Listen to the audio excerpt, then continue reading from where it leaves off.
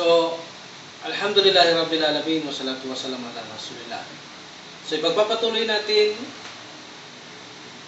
ang mga nakaraan nating paksa, mga letter ay muli kong babalikan upang mabigyan natin ng linaw, upang matandahan natin palagi dahil ang paulit-ulit ang siyang magbibigay sa atin insyaAllah upang maimemorya natin ng gusto ang ating mga pinag-aralan. Konti-konti lang, dahan-dahan lang tayo bago tayo makarating sa talagang paksa natin na pag-aaralan natin ang salita ng banal na Quran. Ito po. Okay. So, balikan muna natin ang mga nakaraan. Okay? Balikan natin ang alif, ba, ta, sa, jim, ha, kha, za, zal, razay. Okay? Unahin natin ang alif. Okay? So, ang origin ng alif, palagi nyo tatanda ng origin ito, ang origin niya. Okay? Ang pangalan niya ay alif. Okay? Pero, wala siyang letra hanggat hindi siya nalalagyan ng sign na vowels. Like for example, patha equals asya, or either na kasra, ito ay I, magiging I, or either na dhamma, magiging siyang U. Okay? So, hanggat wala siyang shine, itong hamza na ito, itong alif na ito, hindi natin alam kung anong letra siya. Okay? So, kapag sa una siyang letra, first letter, makikita nyo ang tuwid din siya. Kamukha siya ng origin. Wala silang pinag-iba. At sa gitnang letra, makikita nyo, mayroon na siyang palawit. Bakit kaya? Gaya ng sabi ko, ito kasi ay dinudugsungan sa gitna at saka sa hulihan, mayroon silang dugtong. Like for example, ba. See, nakikita nyo nakadugtong, kaya nagkakaroon siya ng buntot sa hulian. Okay? Yan ang dahilan kung bakit sila mayroon buntot dahil sa pagdugtong. Nasa gitna na siya, natural dudugtungan yan o sa hulihan. Yan ang alif. Dako naman tayo sa letter ba. Ang original ng ba ay para siyang naka-smile, mayroon siyang tuldok sa ilalim. Ang pangalan niya ay ba. Okay? Pero ito ay equals letter, malinaw na B. Letter B lamang siya. So ito ay pangalan lamang ito, name of the letters. Pero ang totoong letra niya lamang ay letter V. Okay? Letter V. So ang kanyang original ay ito po. So pag nilagay natin ang kanyang original, yan. See? So paano siya magdudugtong kung mayroong nakaganyan siya ng buo? Paano siya magdudugtong dito? So ibig sabihin, hindi siya makakadugtong dahil nakaliko siya doon. So ang ginawa ay pinutol ito. See? Pinutol siya. So kung makikita niyo rito, handa na siyang magdugtong. So kaya ang dahilan kung bakit siya naging ganyan, dahil hindi siya buo, dahil magdudugtong siya ng letra. Okay? Sa gitna naman ay ganyan din siya. Pero bakit nagkaroon siya ng buntot? Dahil ito ay dudugtungan din. Kaya ang dahilan ay magkakaroon siya ng buntot dito dahil dinudugtungan siya.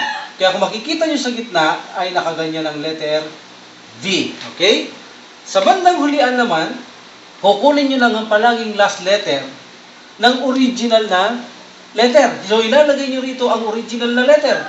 Kapag last letter, original letter. Pero, bibigyan nyo siya ng buntot. So, bakit siya nagkaroon ng buntot? Dahil bilang panghuli, ay dinudugtungan din siya. Halimbawa, like, for example, ba, see, nakita nyo dumugtong, kaya nagkakaroon siya ng buntot na maliit. Okay? So, ganun din ang letter ta, letter sa. So, ang ta, ang B ay mayroon siyang tuldok na isa sa baba. Ang ta ay dalawa. Nasa taas sila, hindi sa baba. Ito ay equals letter T na manipis ang pagbigkas niyan. Sa. Hindi siya malakas o hindi siya mabagsik ang pagbigkas o malutong o malakas. No? Ito'y malambot na letter sa. Ang dulo ng dila nasa likod ng ngipin sa itaas, sa tabi ng ating gilagid sa itaas ng ngipin. So, ang pangalan niya sa Arabic ay letter ta, pero siya ay letter ta. Kapag ito ay dinagdagan mo ng isang tuldok, ang ta na ito, na dating dalawa, magkakaroon siya ng letter H.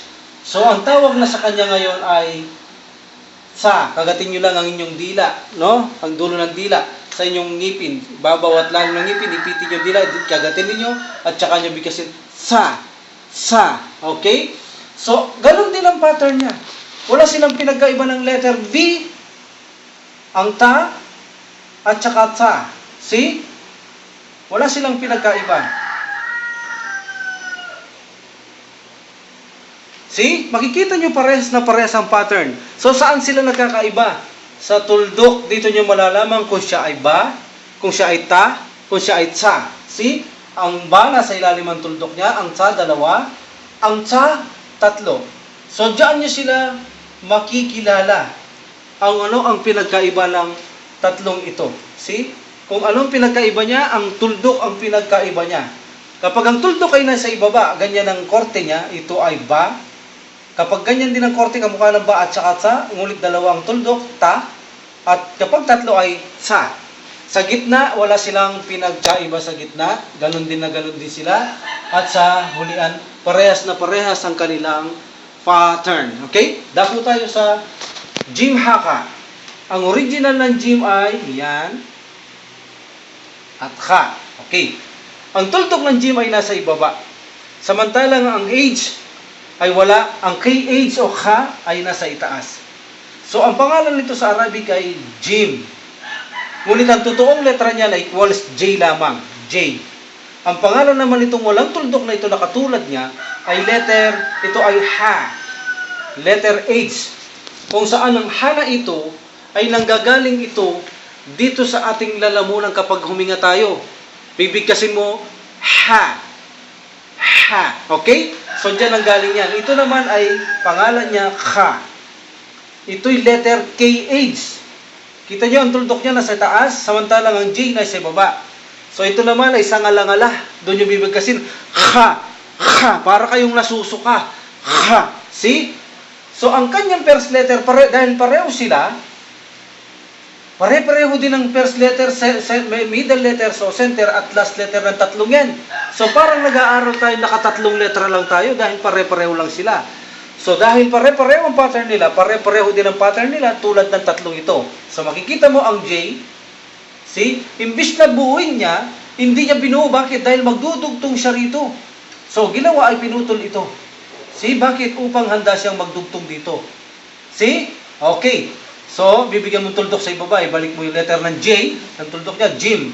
Letter J. Samantalang ang letter H ay wala siyang tuldok. See? At ang KH ay mayroon siyang tuldok sa taas. So, handa na silang magdugtong. Pagdating sa gitna, mayroon na siyang dugtong. Makikita nyo yun. Mayroon na siyang ganyan. Bakit mayroon siyang ganyan? Dahil kapag halimbawa, ay dugtong natin ang ba. See? Makikita mo, dumugtong siya. So, kaya nagkakaroon siya ng ganyan sa guhit sa gitna. See, pagdating sa gitna, mayroon na siyang guhit. Okay? Ang tuldok ng Jim, sa ibaba. Ang tuldok ng KH, sa itaas. Samantalang ang H, wala itong tuldok. So, dahil sa huli naman tayo, last letter, kunin na natin yung origin. Pero mayroon siyang dugtong na ganyan. Okay? Origin ng J, yan. Ang H, ang KH. Balik natin ang tuldok. Okay? So, mayroon siyang dugtong. Okay? Bakit may dugtong? Halimbawa, idikit natin ang ba. Yan ang ba. See? See? Nakita niyo, nakadugtong siya sa last letter ng J or Jim. So, ganun din dito. Mayroon silang dugtong na ganyan. Okay? So, yan ang ibig sabihin ng mga guhit na yan. Tanda ito na dumudugtong. Okay? Punta naman natin ng ra at saka zay. Okay? Ang ra, ito ay matigas na bigkasin. Ang dila ninyo, nasa taas siya ng galangala. Nasa taas siya ng ating, galagala, no? Itutusok nyo ang daliri sa dulo ng dila sa taas, tsaka mabibigkasin, hindi ang ra. Hindi katulad ito ng English, kundi raw. Raw. Nakatusok siya sa taas. Tusok nyo. Raw. Okay, yan ang bigkas niyan. Okay? Ito ay letrang R. Pero ang pangalan niya sa Arabic ay raw. At ang Z naman, equal Z, may tuldok siya sa itaas. Samantalang ang R na parang kama, so parang wala tayong letter D. Walang letter D. Dal muna tayo. Zal. Zal. Okay? Balikan muna natin ang zal. Da at saka zal. Okay. Itong da na ito, letter D. Pero ang pangalan niya ay da. At ito namang may tuldok, ito ay the. Kagatin nyo rin ang inyong dila. Ito naman ay DH. So, mayroon siyang H dahil binigyan mo siya ng tuldok. Ang dating D na walang tuldok ay nagkaroon ng H. So, ang pangalan sa Arabic ng walang tuldok ay the. At ito naman ay the. Kagatin nyo. The. Okay? Ito naman ay da. Malambot. Malambot na da. Yan. See? So, ang unang letra ng da ay parehas lang ng original. See? Makikita nyo, parehas lang ng original. Ang pinagkaiba nila ng da, DH at D, mayroon tuldok ang DH, samantalang ang D ay walang tuldok. See? Kabilang ito sa mga hindi pwedeng dugtungan sa unahan. Gaya ng sabi ko, hindi yan dinudugtungan sa unahan, kundi dinudugtungan lang ito dito sa hulihan. See? Makikita nyo? Diyan sila pwedeng dugtungan. Okay?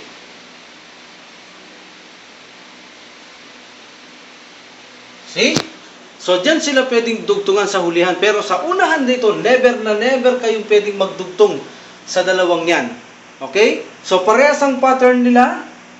See? Parang isang pattern, isang letra lang, pero ibang tuldok. Dito rin, isang pattern lang. See? Parehas na parehas ang pattern nila. Ang tuldok lang ang pinagkaiba nila. See? Alif, bata, sa. Parehas na parehas ang pattern nila. Jim, haka, parehas ang pattern nila. Sa tuldok lang nagkakaiba. At ang za, at saka zal ay isa rin ang kanilang pattern. Importante, alam nyo itong mga letra, itong original na letra nila. Ito yung mga pangalan lamang ng letra ito. Samantalang zazay, ang original niya ay parang kama. Ang pinagkaiba lang ng ra at saka zay ay mayroon itong tuldok ang zay equals zay. Ang pangalan niya ay zay. Sa Arabic ito naman ay ra. See? Kama. Walang mahirap, parehong pattern. Equals ra, r, ang kama. Equals r. Pag mayroong tuldok, ito ay zay. Sa hunahan, nakikita mo, parehas na parehas ang pattern nila. See? Sa gitna, parehas din. Sa hulihan, parehas din. Ang pinagkaiba sa gitna sa hulihan, dahil dinudugtungan siya, so mayroon sila dito sa taas. See? So parehas lang sila ang pattern niya mula una hanggang dulo. Parehas ang kanilang pattern. Nagkaroon lang palawit na ito dahil lang sa dugtong. Bakit walang palawit ang una? Dahil hindi naman pwedeng dugtungan ng first letter to. Siyempre, of course, ang center letter at last letter, ito ay dinudugtungan. So malinaw, nandiyan na tayo sa mga letrang yan. Ilan na tayo? Alif, ba, ta, tsa, jim, ha, kha, da, zan, ra, zay. So, naka-11 isang letra na tayo. Naka-11 letters na tayo. Okay? Now, buburahin ko ito.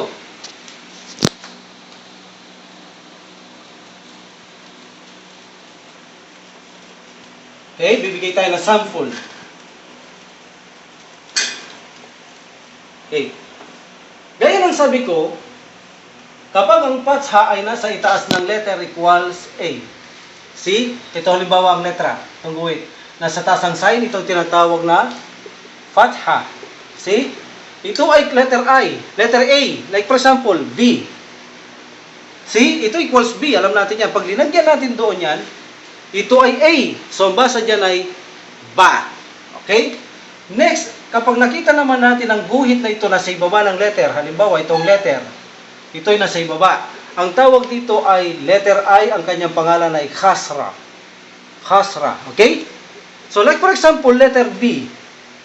Yan ay letter B. Pag linagay natin yung guhit na yan sa ibaba, ibig sabihin ito ay letter I. So B at saka I, ang tawag sa kanya ay B. Kapag naman ang guhit na ito o letra, ang nasa itaas ay parang isda, ito ay equals U. Ang pangalan niya ay dhamma. Dhamma. See? Equals U. Nasa itaas ng letra. Halimbawa, letter B.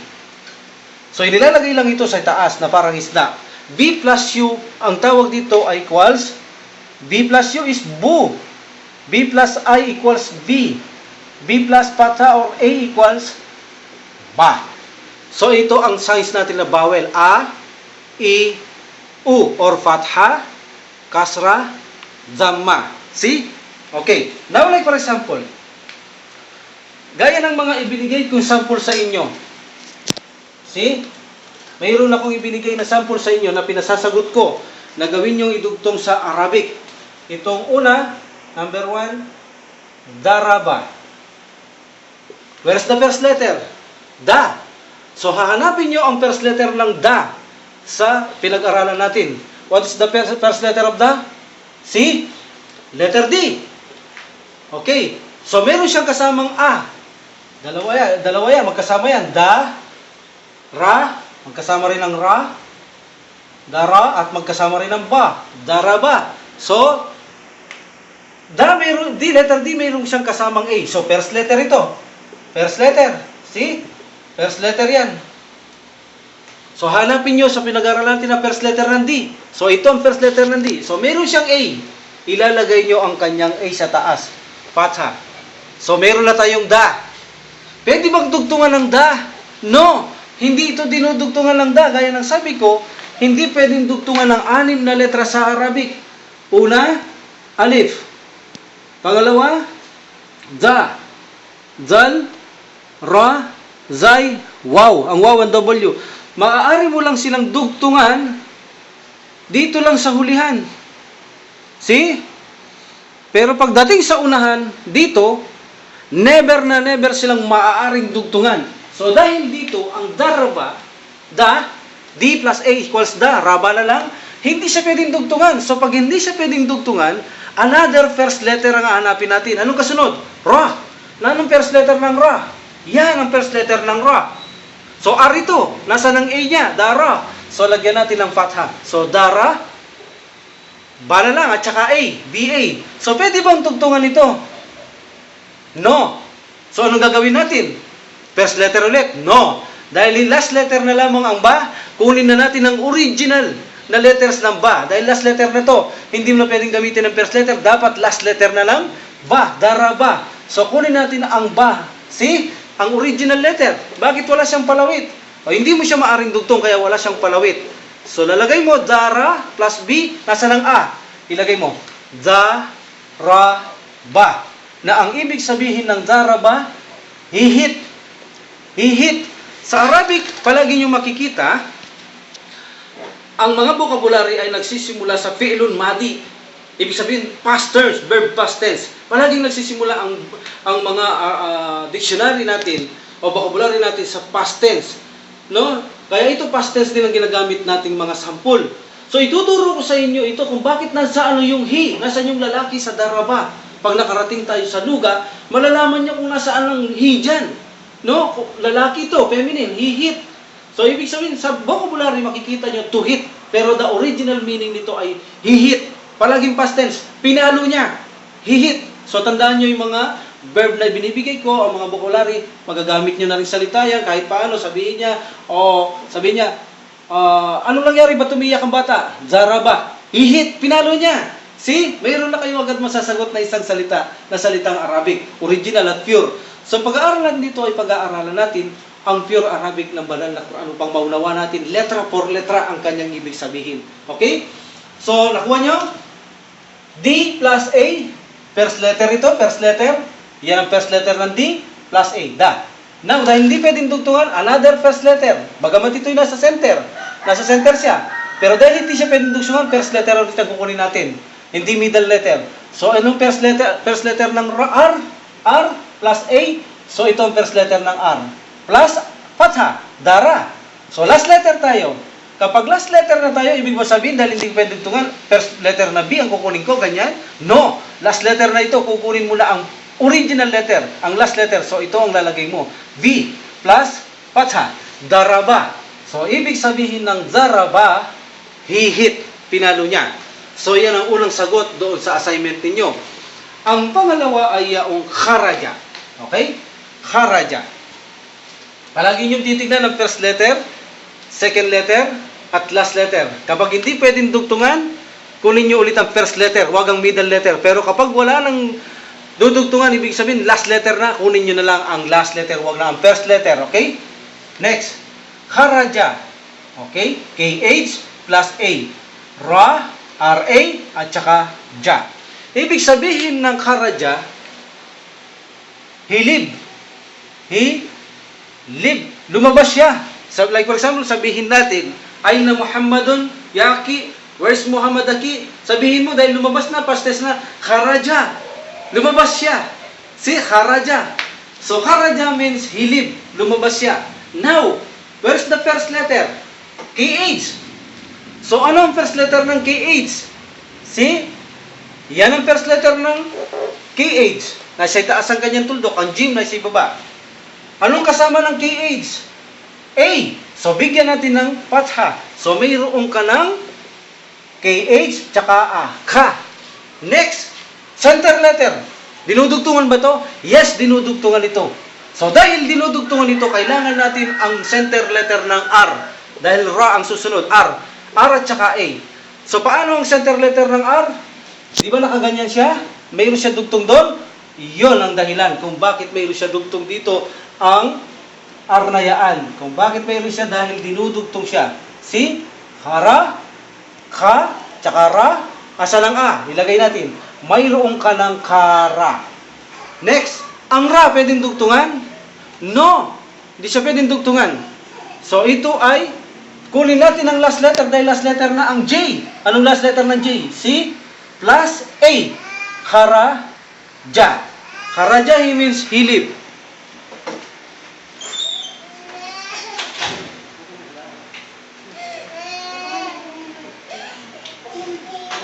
Okay? So, malinaw na itong number 2, ang sagot ay ganito ang pagkasulat niya. Karaja. Ibig sabihin, hilib. Lumabas siya. Ay na Muhammadun, ay na Fatima to, ay na Khadija to, Karaja. Kapag babae, iba ang Karaja. No? Ang babae, Karajat. So, malalaman niya ang lalaki, Karaja. Kaya ang nakalagay nga ay hilib.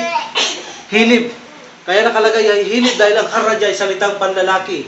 Ang Karajat, meron siyang T, babae yan, shilib. So, malalaman niya yan sa pag-aaral natin sa buga. So, number 3, na linagay kong assignment ay nakalagay dyan ang zahaba. Zahaba. Zahaba. Ibig sabihin ng zahaba, he went. He went. He went. Okay? Nagpunta siya. Lalaki. Zahaba, nagpunta siya. Ay na Muhammadun, zahaba ila suki. Ila suk. No? Nagpunta siya sa palengke. See? Ay na Muhammad, dhahaba ila suk. Nagpunta siya sa palengke. So, dhahaba is he went. Now, ang assignment ninyo ay sulat nyo sa Arabic, sabi ko. Anong unang letter? DH. What is the first letter of DH na pinag-aralan natin?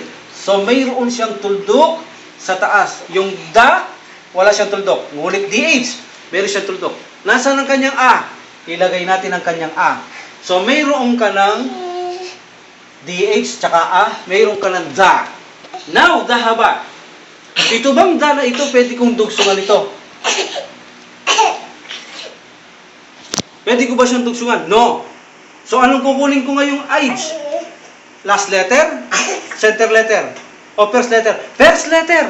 Bakit first letter? Hindi center. Dahil hindi siya pwedeng dugtungan,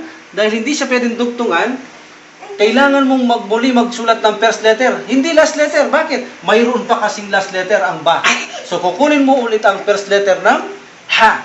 So, first letter ng ha, yan. See? Nasa na, ito ay age.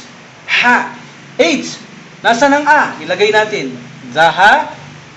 Where's na ba? So, dahil last letter na ito, kunin natin ang original ng ba. Last letter, ba. So, bigyan natin ng palawit dahil may dugsong. See? Ito ay B. Nasa ng A? Lagay natin. Za, ha, ba. Ibig sabihin, he went. Nagpunta siya. Nagpunta siya, okay? Ay na Muhammadun, dahaba, ilal madrasa.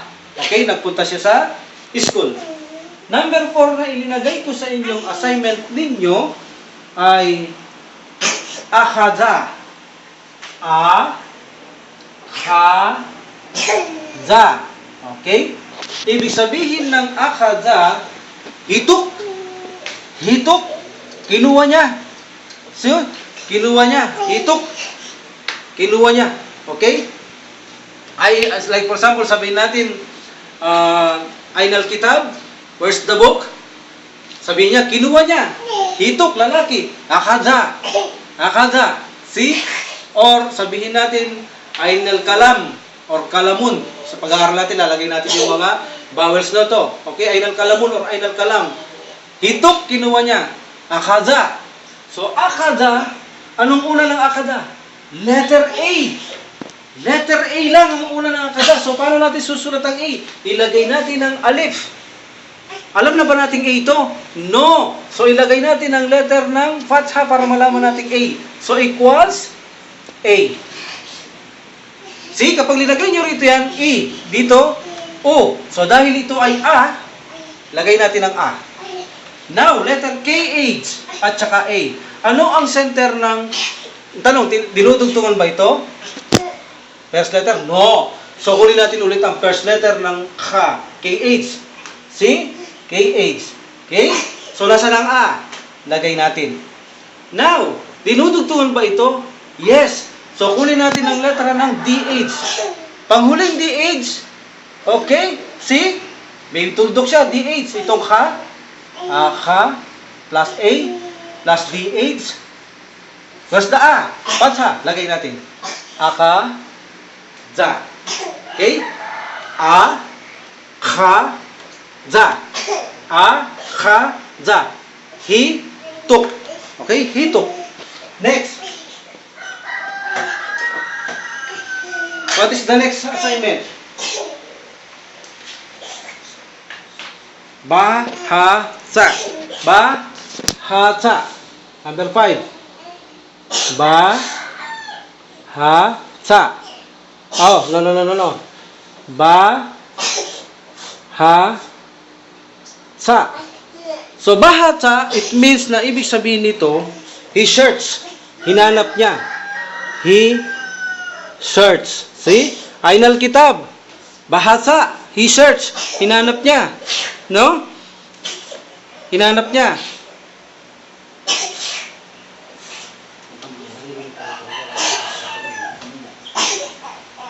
See? Kukunin natin ngayon ang letter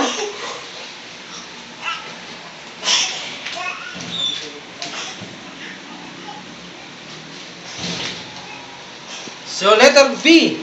Anong letter B ng first B? So, ito ang first B. Lagyan natin ng A. See? So, center B, ang H. Dinudugsungan ba ito? Yes. So, ilagay natin ang H. Yan, nakadugsong ang H plus A. Bahasa. Dinudugsungan ba? Lagay natin ang, walang tuldok ang H. TH. Dinudugtungan to? Yes. So, idugtong natin yung last letter ng TH. Tatlong tuldok at saka A. So, bahasa. Bahasa. And the last is, what is the last? Badaa.